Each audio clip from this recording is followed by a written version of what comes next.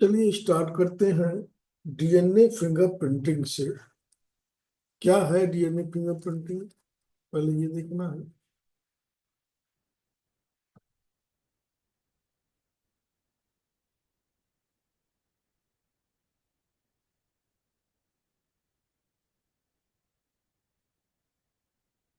DNA fingerprinting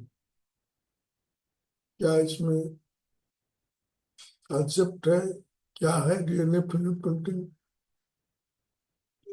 कहाँ इसका इस्तेमाल होता है और इसके स्टेप्स क्या क्या हैं।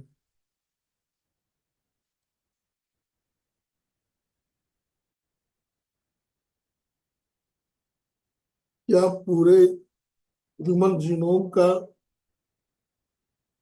प्रिंट निकालते हैं, किसका प्रिंट निकालते हैं।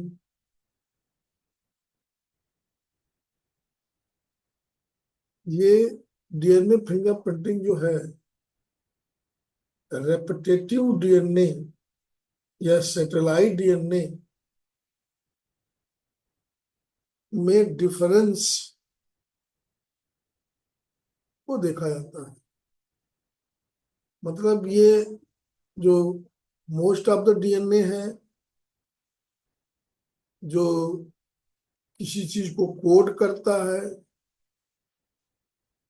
कोडिंग डीएनए की बात यहाँ नहीं कहेंगे, नॉन कोडिंग डीएनए की बात करेंगे, रेपिटेटिव डीएनए की बात करेंगे,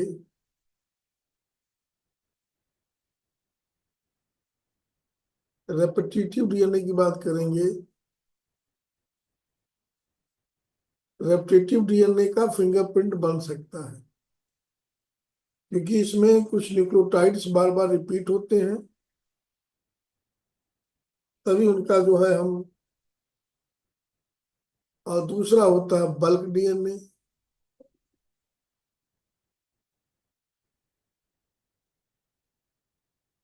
ए गुड़िया,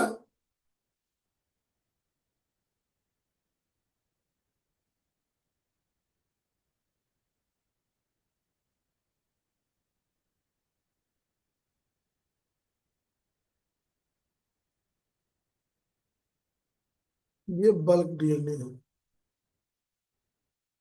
अब डीएनए तो पूरा निकल आ जाएगा,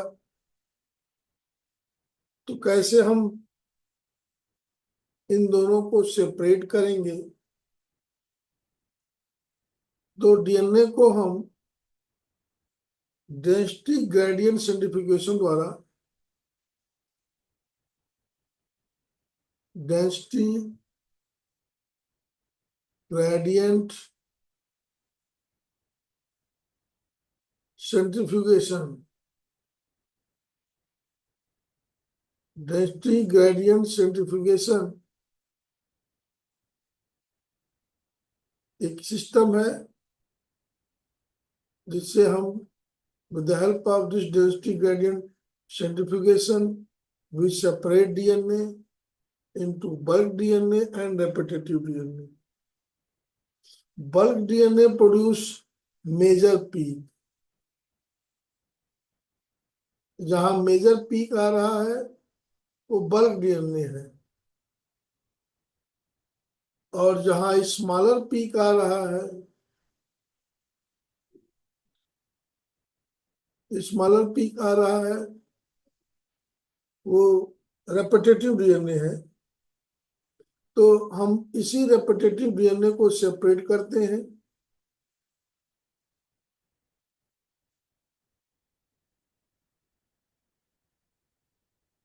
और इनको हम सैटेलाइट डीएनए के नाम से जानते हैं। सैटेलाइट डीएनए के नाम से जानते हैं, सैटेलाइट डीएनए।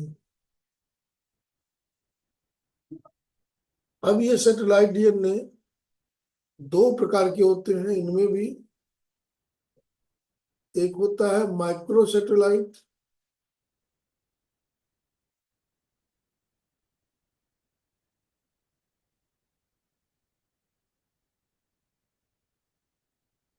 और मिनी सैटेलाइट।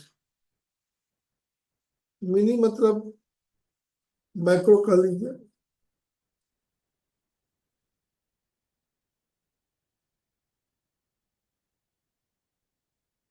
दोनों सैटेलाइट में जो माइक्रो सैटेलाइट है उसमें रेपिटेशन जो है 1 to 6 न्यूक्लियोटाइड का होता है,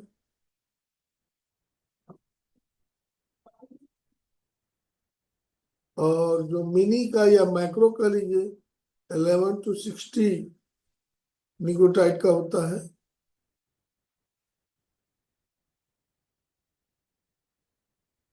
ये इसकी विजिबिलिटी कम है, इसकी विजिबिलिटी ज्यादा है, इसलिए डीएनए फिंगरप्रिंट में हम मिनी सैटेलाइट का यूज करते हैं।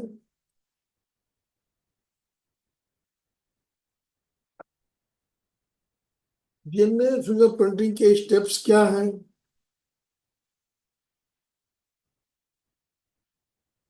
पहला स्टेप है आइसोलेशन।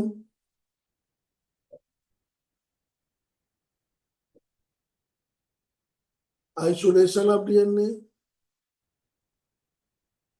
इसमें हम जिसका डीएनए फिंगरप्रिंट निकालना होता है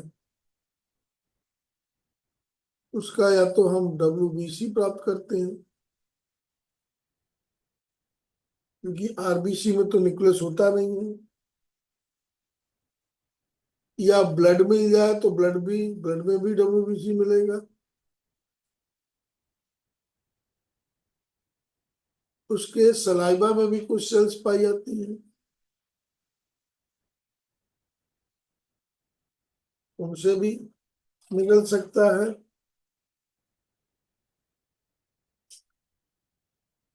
सीमेन में भी मिल जाए, उससे भी डीएनए फिंगरप्रिंट निकाल सकते हैं। हेयर रूट से, ये डिफरेंट सोर्स हैं डीएनए फिंगरप्रिंट के। डीएनए आइसोलेट कैसे कैसे करते हैं? तो एक तो तरीका यह है कि हमने सेल को सेंट्रीफ्यूज कर दिया, सब पार्ट्स अलग हो गए।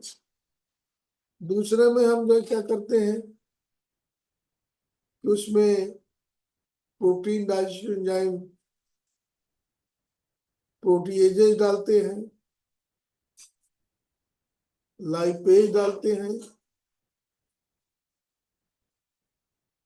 एमाइलेज डालते हैं, RNAs डालते हैं।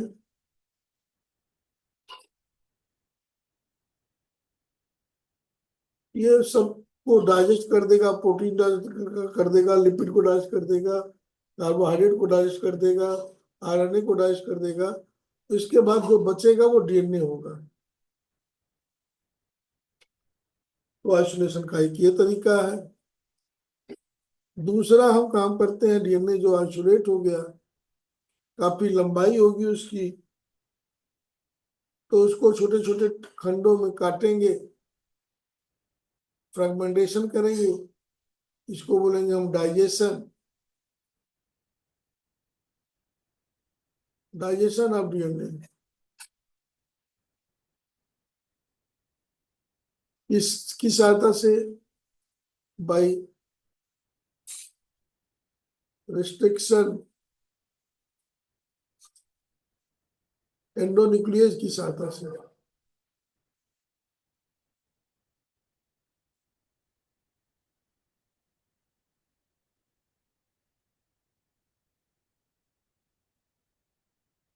इससे अब कटेंगे तो VNTR मिलेगा, वेरिएबल नंबर टेंडेंट रिपीट्स मिलेंगे। अब इस VNTR को, जो छोटे छोटे खंड हैं, फ्रैगमेंट्स हैं,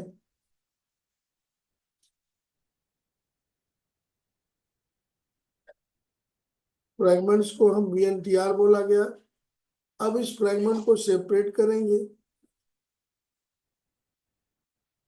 separation of VNTR by electrophoresis.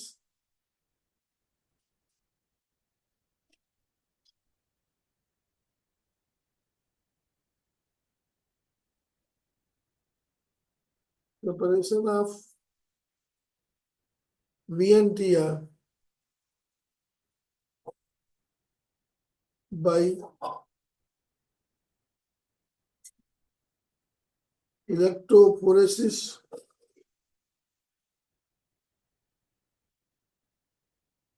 ये आप और पहले भी पढ़े होंगे इलेक्ट्रोफोरेसिस। हम इलेक्ट्रोफोरेसिस में क्या करते हैं, बायोटेक में थोड़ा सा इलेक्ट्रोफोरेसिस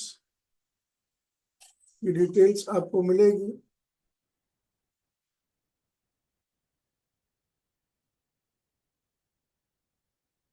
इसमें चूंकि डीएनए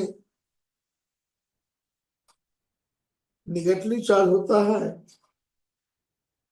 इसलिए डीएनए को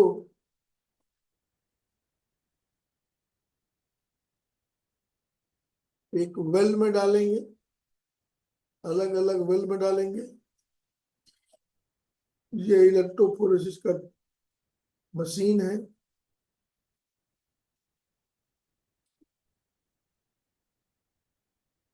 यहाँ पर वेल बने होते हैं इन विच डीएनए स्टोर्ड।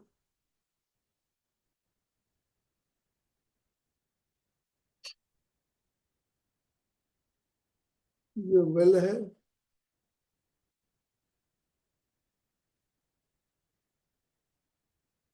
और इस तरफ एनोड लगा हुआ है। यहाँ पर एनोड है,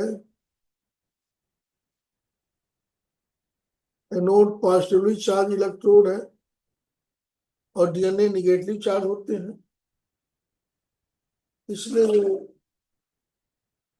इधर मूव करेंगे। इसमें एक सॉल्यूशन बना होता है, मैट्रिक्स है।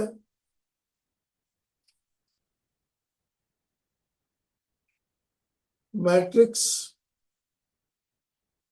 एग्रो जेल होता है।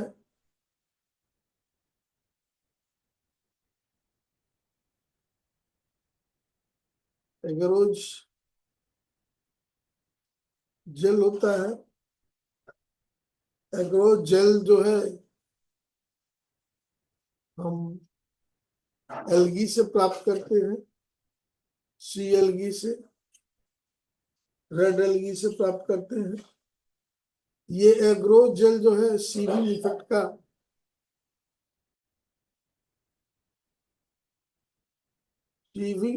का रोल अदा करता है, जिससे धीरे धीरे डीएनए मॉलिक्यूल्स मूव करते हैं। ये फ्रैगमेंट का मूव स्मॉलर फ्रैगमेंट जो हैं जिनमें नंबर ऑफ बेस पेयर कम होंगे, स्मॉलर VNTR मूव फास्टर,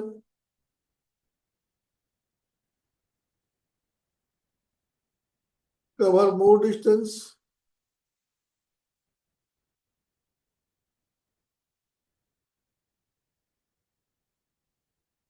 इस आधार पे डीएनए की लेंथ के आधार पर या नंबर ऑफ बेस पेयर के आधार पर डीएनए सेपरेट हो जाते हैं और इनको देखने के लिए भी डीएनए की विजिबिलिटी नहीं होती है, इसलिए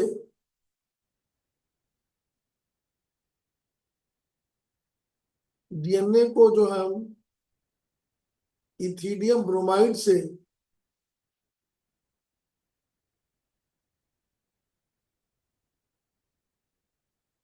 इथिडियम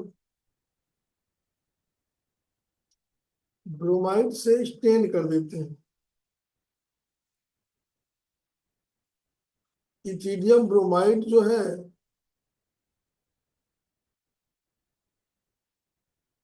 पर जब यूवी रेज पड़ता है, एक्सपोजर होता है यूवी रेज का, मतलब इस पर पूरे पर यूवी रेज अगर डालेंगे, यूवी रेज डालेंगे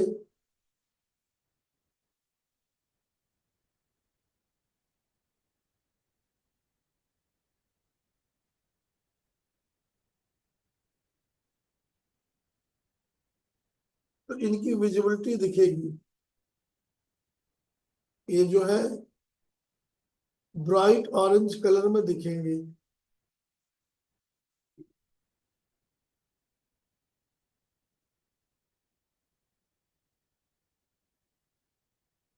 इससे उस पैच की पोजीशन डीएनए का हम पता कर लेते हैं, और फिर अलग अलग ऑरेंज पैच को, जो कि डीएनए है, इथिडियम ब्रोमाइड से वो स्टेन्ड है, यूवी रे का एक्सपोजर करा रहे हैं,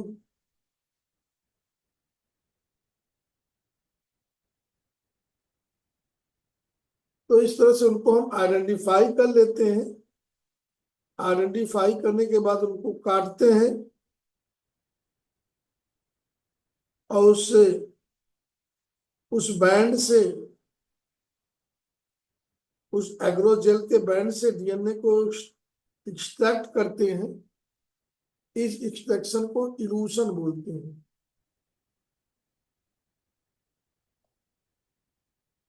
इलूशन। तो इलेक्ट्रोफोरेसिस क्या है? It is a process by which the DNA is separated according to their length by applying electric field. DNA is negatively charged so that it moves towards anode, and agrogel, which is obtained from algae, work as sieving effect, चलनी का काम करती है, उनमें सो करके जाते हैं ये। और so far as observation is concerned, कैसे हम पहचानेंगे डीएनए कहाँ पहुंचा है? तो we stain DNA with the help of ethidium bromide, and we expose this whole apparatus under UV rays. Then bright orange patch will be seen, and DNA can be separated by cutting that band of gel, and later on by erosion. By erosion, we extract DNA from gel band. Gel band में से DNA को हम extract करा देते हैं, इसको बोलते हैं इल्यूशन। तो इल्यूशन हो गया, डीएनए अलग हो गए। अब क्या करेंगे?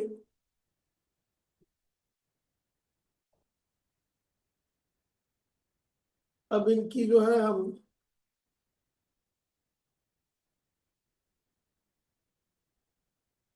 इसको जो है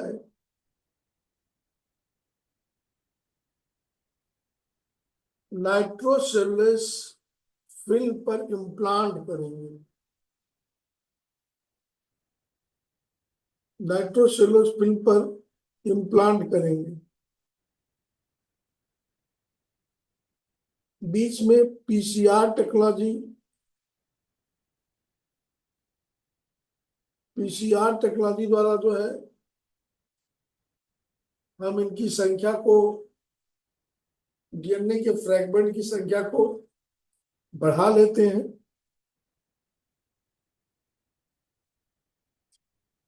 फिर सावधान ब्लॉटिंग करते हैं।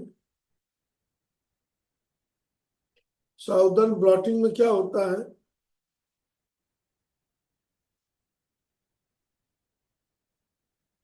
ब्लॉटिंग, सावधान ब्लॉटिंग में क्या करते हैं हम? सिंथेटिक मेम्ब्रेन नाइट्रोसेलुलोज की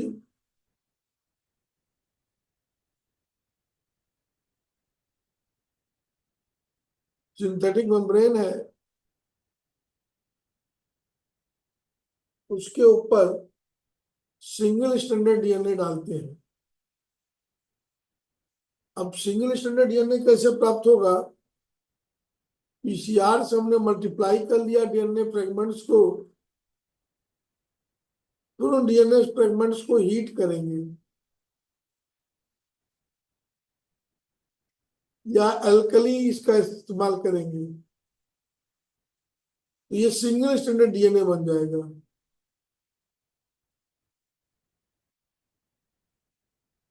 सिंगल स्टैंडर्ड डीएनए बन जाएगा और इस सिंगल स्टैंडर्ड डीएनए को नाइट्रोसेलुलोज फिल्म पर इम्प्लांट कर देंगे, ट्रांसफर कर देंगे। अब इस फिल्म पर, मतलब फिल्म है, इस पर सिंगल स्टैंडर्ड डीएनए लग गए हैं।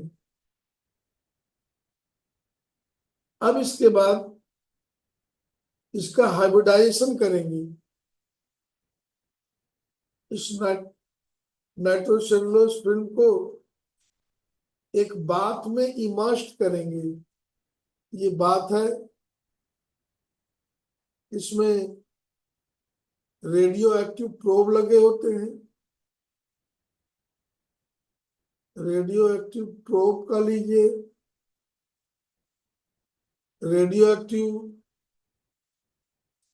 न्यूक्लियोटाइड का लीजिए।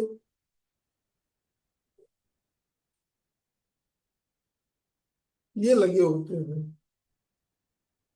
मान लो 4 तरह का ये बात होगा। अब 4 तरह के बात कैसे होंगे?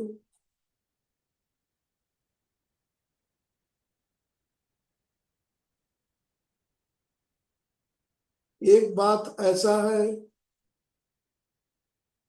जिसमें एडेनिन वाले प्रोब होंगे, रेडियो एक्टिव एडेनोसिन। दूसरा बात ऐसा होगा जो ग्वानिन वाले होंगे। तीसरा बात ऐसा होगा जो साइटोसिन वाला होगा, nucleotide having cytosine, nucleotide having adenine, nucleotide having guanine और न्यूक्लियोटाइड हैविंग थाइमीन। अब जो नाइट्रोसेलुलोज फिल्म है, कई फिल्म बनी होंगी। हर फिल्म को चारों में नहीं डुबोएंगे। We immersed one film in this tub, another film in another solution, another film in another solution, another film in another solution. This radioactive A, it will bind with T. अब जहां कहीं भी T hang कर रहा होगा, thiamine hang कर रहा होगा, वहां ए चला जाएगा। यहां पर कहीं साइटोसिन हैंग कर रहा होगा तो रेडियो एक्टिव जी लग जाएंगे। अगर जहां से जी हैंग कर रहा होगा वहां रेडियो एक्टिव सी लग जाएगा। इसी तरह से जहां ए हैंग कर रहा होगा वहां रेडियो एक्टिव टी लग जाएगा। इस आधार पर, मतलब ये प्रोब हैविंग रेडियो एक्टिव ए, ये हमें बताएगा कि डीएनए में टी कहाँ कहाँ लगा हुआ है।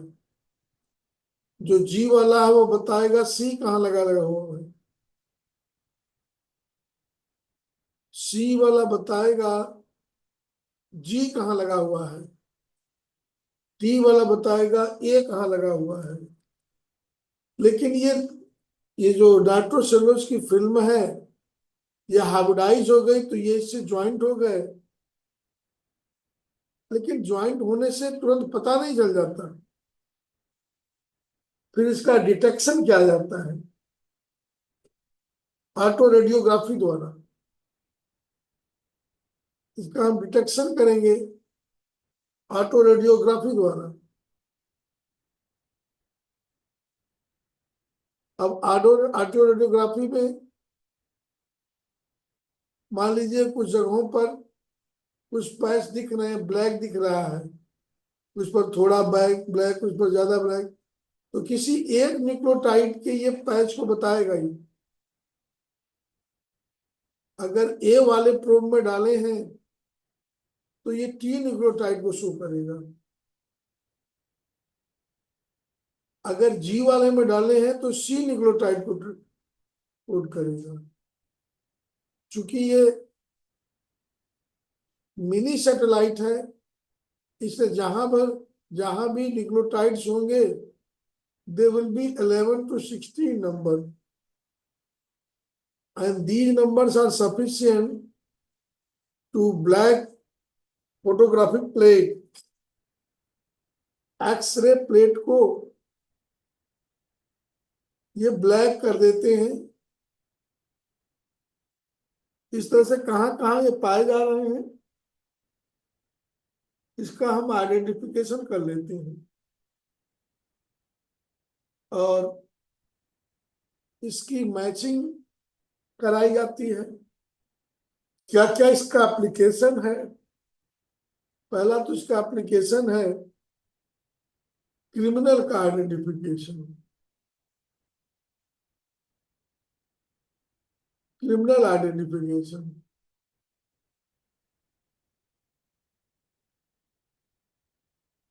At the site of crime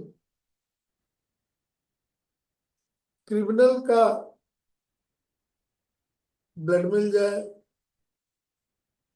hairs मिल जाए, सलाइवा मिल जाए, उससे हम डीएनए फिंगरप्रिंट निकाल करके और फिर सस्पेक्टेड व्यक्ति के डीएनए फिंगरप्रिंट से मैच करेंगे, जिससे कंफर्म हो जाएगा who is the culprit.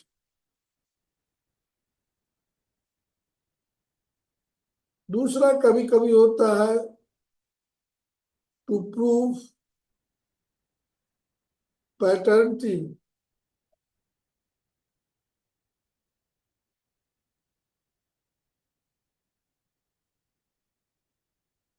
Paternity prove करनी होती है। कोई बच्चा बोलता है कि हमारे फादर हैं, तो बच्चे के डीएनए फिंगरप्रिंट को फादर के डीएनए फिंगरप्रिंट को मैच कराया जाता है। फिर अगर वो सही है तो उसका वारिस होगा। इवोल्यूशन के ट्रेंड को भी हम इससे अध्ययन कर सकते हैं। हमारा नियरेस्ट एंसेस्टर कौन होगा?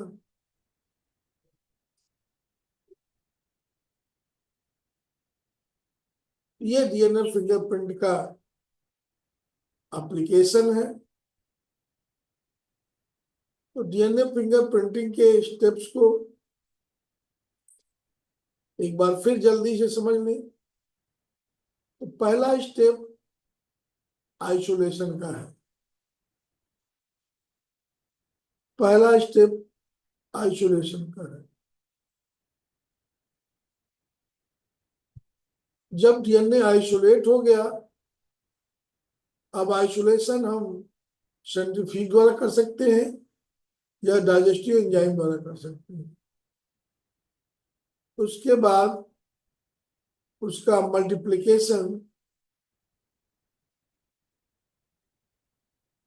मल्टीप्लिकेशन उस डीएनए का पीसीआर टेक्नोलॉजी द्वारा करते हैं। उसके बाद उसका फ्रेगमेंटेशन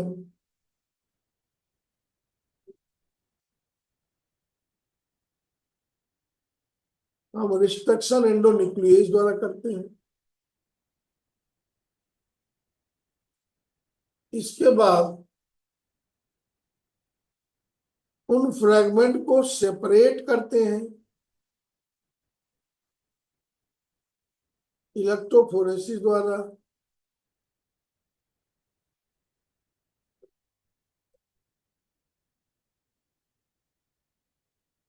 जिसमें लेंथ के आधार पर डीएनए सेपरेट होते हैं। इसके बाद सिंगल स्टैंडर्ड डीएनए बनाते हैं। वो या तो हीट करके या तो एल्कली का इस्तेमाल करके। अब सिंगल स्टैंडर्ड डीएनए को इसकी जो है हम सावधान ब्लॉटिंग करते हैं।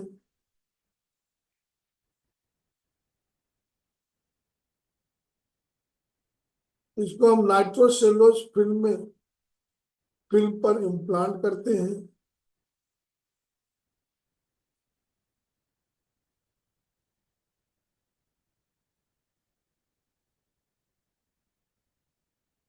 इम्प्लांट करने के बाद इसका हाइब्रिडाइजेशन करते हैं। जो सिंगल स्टैंडर्ड डीएनए है उसका कंप्लीमेंट्री पेयर ढूंढते हैं। तो उसके लिए रेडियो एक्टिव न्यूक्लियोटाइड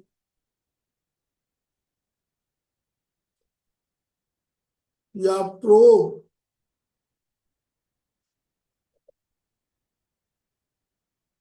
का इस्तेमाल किया जाता है। सोल्यूशन, इसका एक सोल्यूशन होता है। उस सोल्यूशन में नाइट्रोसेलुलोज को हम इमर्ज कर देते हैं, रख देते हैं। उसके बाद उसको वॉश करते हैं और वॉश करने के बाद उसको एक्सरे फिल्म के पास एक्सरे फिल्म से एक्सपोज करते हैं।